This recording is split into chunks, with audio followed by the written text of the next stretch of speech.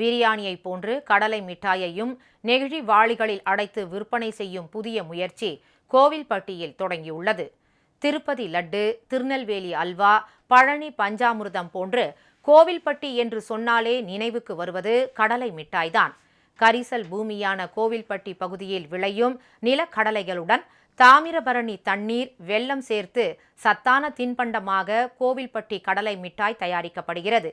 சிறுவர்கள் முதல் பெரியவர்கள் வரை விரும்பி உண்ணும் கடலை மிட்டாய் தயாரிப்பில் கோவில்பட்டி பகுதியில் 10,000க்கும் மேற்பட்ட தொழிலாளர்கள் ஈடுபட்டு வருகின்றனர்.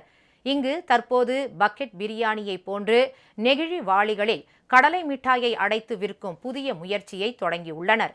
இதன் மூலம் கடலை மிட்டாய்களை மக்கள் வாளிகளில் வாங்கிச் சென்று பயனடைவார்கள் என உற்பத்தியாளர்கள் தெரிவித்துள்ளனர்.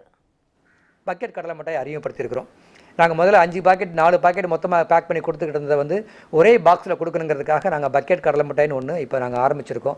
அவங்களுடைய பெயின் அவங்க அந்த மாதிரி இல்லாமல் ஒரே பக்கெட்டில் கொண்டு போகிறப்போ அவங்களுக்கு இன்னும் வசதியாக இருக்குன்றதுக்காக அதை நாங்கள் இப்போ கோவில்பட்டியில் முதன் முறையாக இந்த கடலை மிட்டாயை பக்கெட் கடலை மிட்டாயை நாங்கள் அறிமுகம் பண்ணி அதை கொடுக்க ஆரம்பிச்சிருக்கோம். வர மே 9ஆம் தேதியிலேருந்து அது மார்க்கெட்டில் சேல்ஸுக்கு வருது. கோவில்பட்டி கடலை மிட்டாய்க்கு கடந்த 2020ஆம் ஆண்டு புவிசார் குறியீடு வழங்கப்பட்டதுடன் அஞ்சல் துறை சார்பில் சிறப்பு அஞ்சல் தலையும் வெளியிடப்பட்டது. மருத்துவ குணம் கொண்ட கோவில்பட்டி கடலை மிட்டாயை தமிழக அரசு சத்துணவில் சேர்க்க வேண்டும் என்பதே கடலை மிட்டாய் உற்பத்தியாளர்களின் கோரிக்கையாக உள்ளது.